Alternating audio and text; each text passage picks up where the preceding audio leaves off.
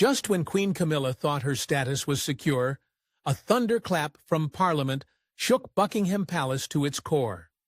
Whispers became a motion, and that motion now carries the weight of history aimed squarely at stripping her of everything. The news didn't break, and it detonated. A live broadcast from the House of Commons revealed what royal insiders had long feared, but never dared to voice aloud. A formal parliamentary motion to remove Queen Camilla's royal status had been introduced. The stunned silence in the chamber was quickly followed by murmurs of disbelief, then rising tension, as MPs from both major parties, once considered protectors of the monarchy, voiced support for the unthinkable. For the first time in modern British history, elected officials were questioning not just the relevance of a title, but the legitimacy of the woman who wore it. Camilla, the woman once deemed the quiet stabilizer beside King Charles, had become a political lightning rod. As the motion gained traction, so did questions about her influence, her intentions, and her entanglements within the highest echelons of royal power. The whispers that had circulated in elite social circles and backdoor political meetings now had a name: overreach. Leaked documents, reportedly delivered to select parliamentary members in sealed envelopes, detailed months, perhaps years, of Camilla's alleged meddling in state affairs. Notes scribbled in the margins of royal decrees. Curious shifts in ceremonial responsibilities and unexplained replacements within palace staff. All of it painted a picture of a queen, not content to be consort, but determined to control. And then came the deeper accusation that Camilla had begun exerting unconstitutional influence on King Charles himself. Critics argued that ever since his coronation, the king's public decisions had become erratic. His sharp pivots on charitable priorities, sudden reshuffles within the royal household, and controversial stances on foreign policy. Was he following the will of the crown or the voice whispering beside his throne? Inside Buckingham Palace, the reaction was immediate and devastating. Staff sources described Camilla as pale and shaken, reportedly retreating into her private quarters after learning the news. She collapsed into silence, one insider claimed, and when she finally spoke, she asked only one question: "Who betrayed me?" Her trusted aides were told to cancel all public engagements. Royal protection officers were placed on standby. The palace had seen scandals before, but never one that questioned the very role of a queen. Now, the queen consort title, once bestowed with quiet reverence, hung by a thread. And for the first time in royal memory, that thread wasn't held by a monarch or the people, but by Parliament. The institution designed to serve the crown was now poised to serve it. But before we can understand why Parliament turned so viciously on the Queen, we must travel back to where this unraveling truly began. It wasn't just whispers, it was written. A set of secret files, buried within royal correspondence, has now ignited the most aggressive attack on a reigning consort in centuries. The revelations didn't come from a public inquiry or an official statement. They came from an unmarked envelope, slipped through Parliament's gates, with no warning. Inside were pages of internal royal communications that left seasoned lawmakers stunned, typed memos, handwritten notes, and flagged correspondences spanning years, all pointing to one unmistakable conclusion. Queen Camilla had been orchestrating far more behind the scenes than anyone had realized. What began as suspicions suddenly turned into a written trail of ambition, influence, and manipulation. The most damning pieces were letters between Camilla and senior palace aides, revealing a pattern of interference in ceremonial roles and high-level royal appointments. Positions traditionally dictated by the monarch or the Crown Office had been rerouted and reshaped quietly by Camilla's hand. Long-standing stewards were replaced by allies. Minor roles were suddenly elevated, their responsibilities aligned more with Camilla's own network than royal tradition. At first glance, it seemed strategic. Upon closer examination, it looked like consolidation of power. But what made these revelations explosive wasn't just the control. It was the deliberate obstruction of William and Catherine's rye. The future king and queen had, according to the leaked documents, been deliberately sidelined. Events where Catherine was meant to take lead were quietly cancelled or reassigned.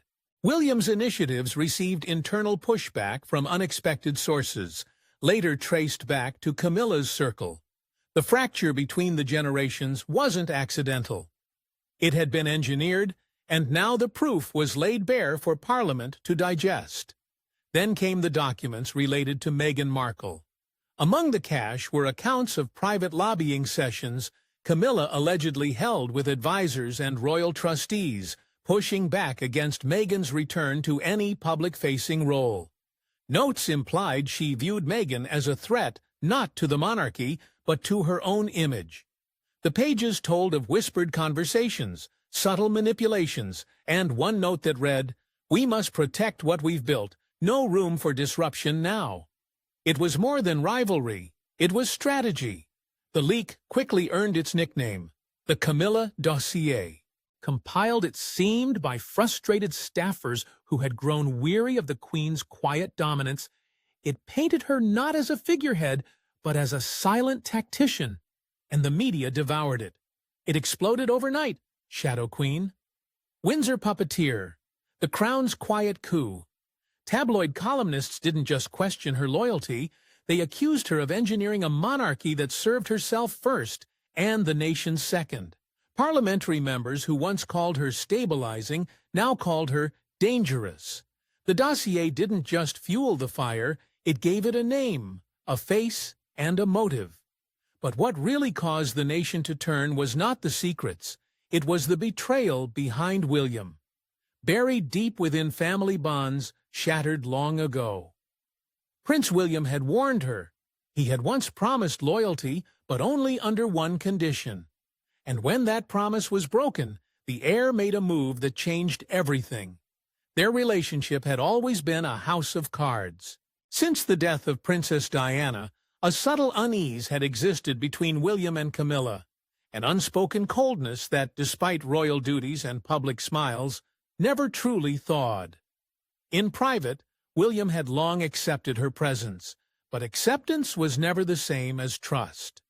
After Charles's coronation, that tension, once dormant, ignited with quiet fury. Camilla, now officially crowned, began operating with a new level of boldness. It didn't go unnoticed, especially by the man who would one day inherit the throne she now hovered near. The breaking point came not from the press or Parliament, but from a whisper that reached William's inner circle, detailing Camilla's alleged back-channel communications, targeting none other than his wife, Catherine. Advisers close to Camilla had been feeding private criticisms, attempting to cast doubt on Catherine's readiness for greater royal responsibility. It was subtle, but intentional. William didn't hesitate. He summoned Camilla for a private confrontation. What followed, according to palace insiders, was less of a conversation and more of a reckoning.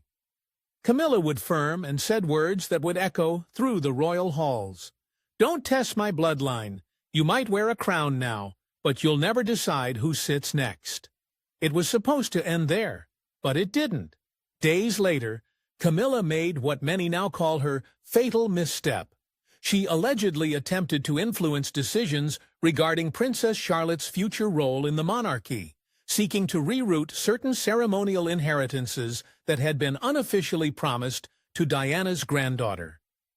For William, this wasn't just politics, it was personal. It was a second assault on Diana's legacy and a direct threat to his children's place in the royal lineage. That moment shattered any hope of reconciliation. What came next wasn't loud, but it was lethal. William's advisers began building connections behind closed doors, quietly preparing a constitutional challenge. Legal scholars were contacted. Parliamentarians were approached. Questions about the role and definition of a queen consort in a modern monarchy were subtly inserted into high-level conversations. Camilla may have worn the title, but it was William, young, popular, and future king, who was beginning to control the narrative. And when the time came, William didn't shy away. He didn't leak. He didn't shout. He simply let Parliament know that he no longer backed her. That alone shifted the balance.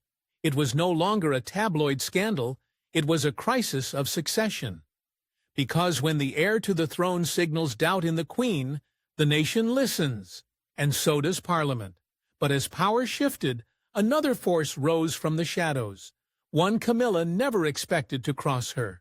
Princess Anne never speaks out, unless it matters. And this time, her voice didn't just echo through Windsor, it cut like a knife into Camilla's remaining power. The monarchy has always leaned on silence. Its strength for generations was its refusal to flinch under fire. But when silence is shattered by someone known for restraint, it becomes deafening. That's exactly what happened when Princess Anne, the stoic and unshakable daughter of Queen Elizabeth II, allowed her private thoughts to slip beyond royal walls. It was during a closed-door order of the Garter Gathering, an event steeped in centuries of tradition and loyalty. There, amidst an elite circle of nobles and royals, Anne made a single statement that would set the tone for a national reckoning. There are those who wear a crown without having earned it. It wasn't a direct attack, but it didn't need to be. Everyone knew who she meant. The recording, captured without her knowledge, quickly made its way to the press. Within hours, headlines screamed with speculation. Was this the moment the monarchy turned on itself? Had Anne, the so-called steel spine of the royal family, finally revealed her true thoughts on Camilla's reign? What followed was a wave of reflection on a relationship long marked by frost. Several insiders came forward, claiming Anne had never truly forgiven Camilla, not for being with Charles, but for how she had steered him. One aide, speaking anonymously, described years of quiet resistance. She never protested in public, never interfered, they said, but she never celebrated Camilla either. Anne saw Diana as the soul of the future. Camilla, in her eyes, was always the shadow. That sentiment had festered behind palace curtains.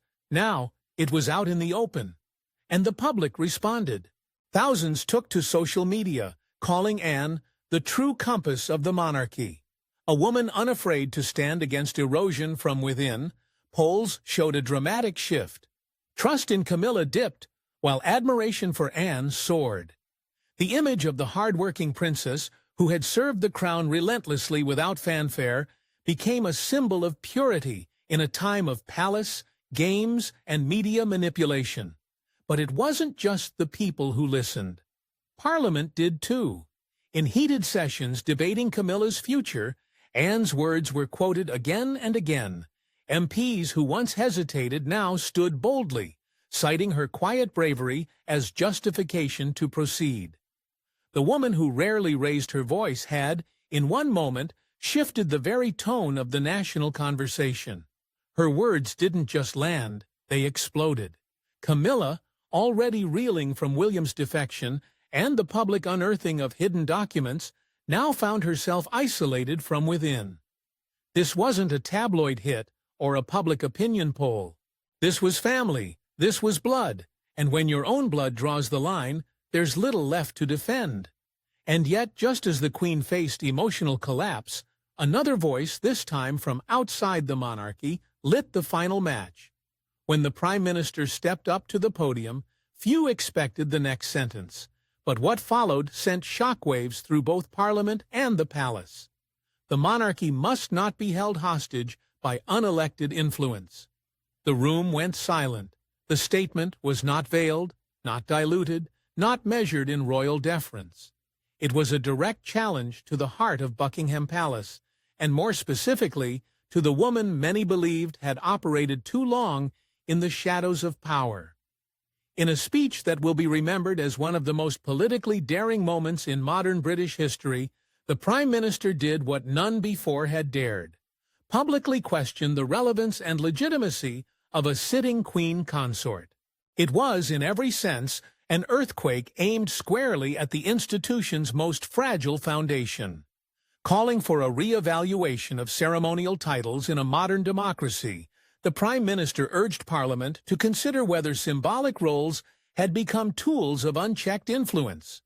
While no name was explicitly mentioned, the subtext was unmistakable.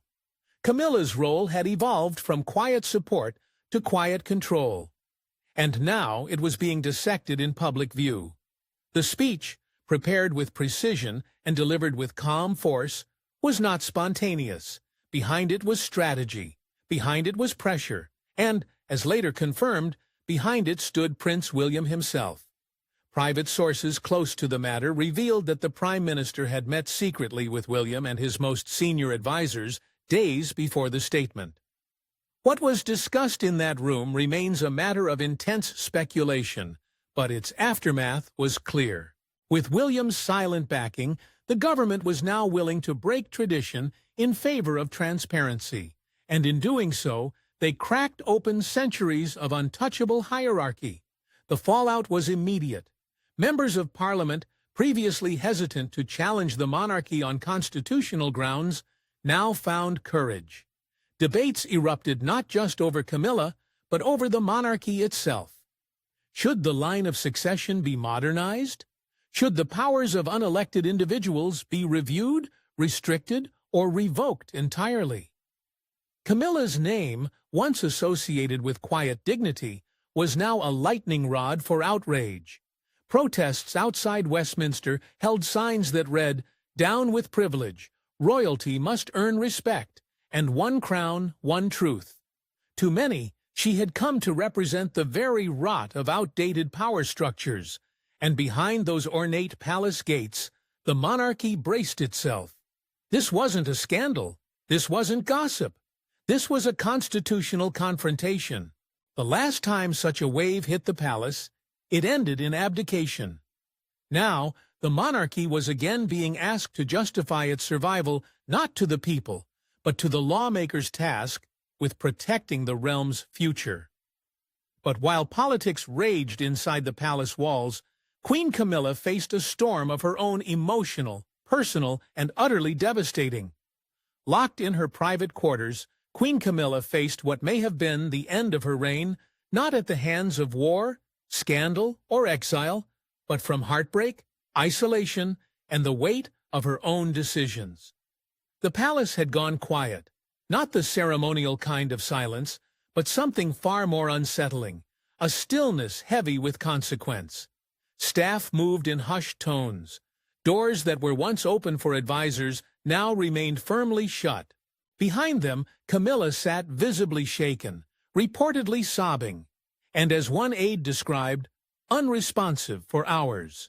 Her strength, once admired for its quiet resolve, had withered under the pressure of public backlash, political humiliation, and familial betrayal. And in that moment, far from the cameras and crowns, she was no longer a queen. She was just a woman brought to her knees by the storm she could no longer control. Charles, despite his weakening health, tried to console her, but something had shifted between them. His words were gentle, but distant, almost rehearsed. The closeness they once guarded so fiercely seemed to have fractured beneath the palace weight. "She looked to him for rescue," said one source, but all he offered was resignation. It was during one of these late-night conversations that Camilla is believed to have uttered the words that stunned even her most loyal companion. "I never wanted the crown. I just wanted him." That single sentence, whispered into the palace halls, held the pain of decades of love lost, regained. And now, slipping again, the outside world, sensing blood in the water, did not relent. Friends who had once championed her social ascent began pulling away. Invitations to high society gallows quietly disappeared. Phone calls stopped being returned. Even the palace calendar, long packed with engagements, now sat eerily blank. When Camilla did appear publicly at a Windsor charity event, it ended in heartbreak. This footage showed her being rushed away mid-speech, eyes glassy, hand trembling, as aides struggled to shield her from the growing media frenzy. That video spread like wildfire, and for many, it symbolized the unraveling of not just a queen, but of a person pushed too far. Behind closed doors, talks began. Senior officials, including constitutional advisors, were rumored to be drawing up early abdication proposals. The palace, desperate to preserve what was left of the monarchy's dignity, could not afford another scandal to spiral. And if removing the crown from Camilla's head was the price to stabilize the throne, some were now willing to pay it, not out of vengeance but necessity. But in the ashes of pain, an unexpected hand extended not to save her, but to deliver one final unforgiving blow. She said nothing. She didn't need to. One appearance, one smile, one tiara, and the public knew where the true crown now belonged. As the royal family gathered for a highly anticipated state dinner, one marked by tensions rather than celebration, it was Catherine who stepped forward to carry the weight of the moment. Her entrance, though graceful and wordless, was a thunderclap across the monarchy. Upon her head sat Princess Diana's iconic sapphire tiara, an unmistakable relic of a legacy that once redefined what it meant to be a royal. Its presence now, decades later, felt like a rebuke wrapped in elegance. The world watched and understood. This wasn't just an accessory, it was a statement, and it said everything Camilla's silence couldn't. Social media exploded within seconds. Images of Catherine side by side with photos of Diana wearing the same piece dominated global headlines. Hashtags surged. Number, the real queen. Number, Diana's crown lives on. Number, Catherine rising. Commentators and royal analysts, usually cautious in their assessments, called it what it was, the most powerful, symbolic gesture the monarchy had seen in years. She hadn't uttered a single sentence, yet she had silenced every whisper of uncertainty. In one gesture, Catherine reasserted her place not just beside William, but at the very center of the future crown. Royal observers didn't hesitate to call it the clearest signal yet that the soul of the monarchy had officially shifted. Where Camilla's power had been shadowed by controversy and backroom influence, Catherine's ascension appeared effortless and pure. With every passing hour, the divide grew wider. Polls released the following morning were even more damning for the Queen Consort. Over 70% of Britons now believed Catherine should be the future queen. Not in name alone, but in spirit and stature. In living rooms, on television panels, and inside Parliament chambers, the language had changed. The public was no longer asking if the torch should be passed, but when. Camilla's absence from the dinner raised more questions than answers. The official line was personal health reasons, but few bought into that script. Palace insiders confirmed she was advised to stay away, citing fragile optics. But it was too late. Her seat remained empty. And in that silence, the world witnessed a quiet dethroning. One not signed into law, not sealed by decree, but written in the hearts of those who watched a legacy reborn. As Catherine smiled and took her place beside the heir to the throne, it was clear this was not just about optics, it was about legitimacy. And Camilla, once elevated to the highest title, now faded quietly into the margins of history's next chapter. But just when the world thought the dust had settled, an anonymous envelope arrived, and it changed everything again. Buried in a sealed envelope marked, "To be opened only if the monarchy falters," was Queen Elizabeth's final directive, a letter so powerful it shook the very ground beneath King Charles's feet. For months the nation had wrestled with rumors, scandals, and silent betrayals, but nothing had prepared anyone for what came next. A royal archivist previously unknown to the public came forward with a revelation that sent shockwaves through every level of British governance. Among the late Queen's private collection was a letter, handwritten and sealed with her personal crest. Never released, never discussed, but held under strict instructions. It was to be revealed only if the stability of the monarchy itself came into question. That moment had arrived. The contents of the letter were never intended for public consumption, but they found their way into the light nonetheless. Portions were leaked to the press. Others circulated quietly among senior members of Parliament, and what they revealed could not be ignored. In carefully chosen words, Queen Elizabeth addressed the matter of succession, legacy, and the nature of the crown's continuity. But the most jarring passage focused on one individual alone. Camilla. The letter, according to the leak, made clear that the Queen had always envisioned Camilla's role as temporary, a transitional figure, chosen more out of respect for Charles's devotion than any constitutional merit. One line stood out above the rest. Titles must serve the crown, not cloud it. It was both a warning and a prophecy. Elizabeth, known for her restraint, had evidently harbored deep-rooted doubts about Camilla's long-term place within the monarchy. Doubts she never voiced in public, but documented in ink. For a day she hoped would never come. Parliament seized the moment. In the midst of political and public uncertainty, the letter became more than a message. It became a mandate. MPs cited it as both moral justification and constitutional alignment. If even Queen Elizabeth, the longest-reigning monarch in British history, had questioned Camilla's permanence, who were they to resist what now felt inevitable? Behind closed doors, debates shifted. The tone grew bolder. The decision is clearer.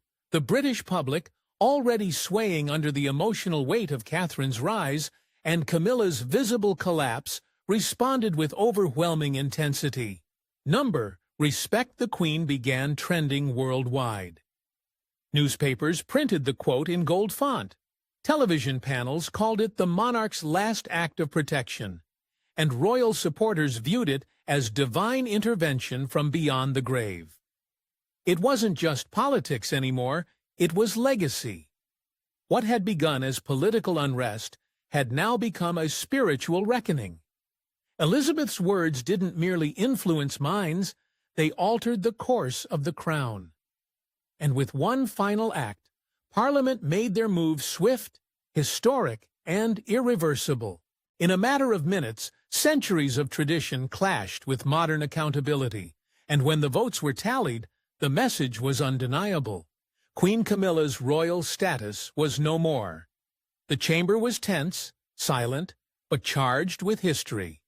The final vote count, 318 in favor, 121 opposed, did not just signal the will of Parliament, it marked the end of an era. Queen Camilla, once crowned with the hopes of unifying a fractured monarchy, was now officially stripped of her formal title and status. Though she would retain ceremonial recognition out of respect for her years of service, her role was no longer constitutional, no longer active, and no longer secure. What had taken decades to build unraveled in a single vote, calm, clinical, and irrevocable. The reaction within the palace was immediate. King Charles, ever the symbol of restraint, addressed the nation with visible sorrow. His voice, usually steady, now trembled as he read from prepared remarks.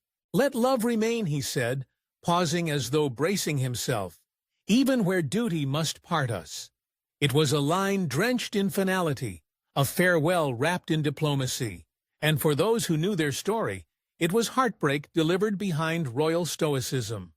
Charles had not just lost a consort in the eyes of the law, he had lost his partner in power, stripped away not by scandal or divorce, but by a country demanding change. Camilla's final public appearance followed soon after. A charity event, ironically planned months earlier to celebrate women in leadership, became the setting for her emotional farewell. She arrived late, stayed briefly, and left without speaking. But the cameras caught it all. Tears wiped quickly, shoulders trembling. It was not a queen who exited that hall, it was a woman defeated by a crown that had once promised redemption, but ultimately delivered ruin. And the world watched, divided outside Buckingham Palace, Thousands gathered not in protest, but in response. Some came to cheer, to wave flags, to call it a victory for Diana's memory. And for Catherine's quiet rise, others mourned, holding up signs that read, "She stood by him," and "The crown breaks those who carry it." The media dubbed it the day the monarchy blinked, a reckoning between tradition and truth, where lineage met public judgment in full daylight. And so, a new chapter began, one filled with both admiration and uncertainty. At the center of it all now stood Catherine, silent, steady, and crowned only by public approval. She had not demanded the throne, but the nation had quietly handed it to her anyway. Camilla, once the controversial queen, was now part of royal history, not erased, but revised. And as the royal crest was quietly adjusted on official documents, a single question echoed across Britain. Was this justice or just history repeating itself with a new face? Thanks for watching. Don't forget to like and subscribe, and we will see you in the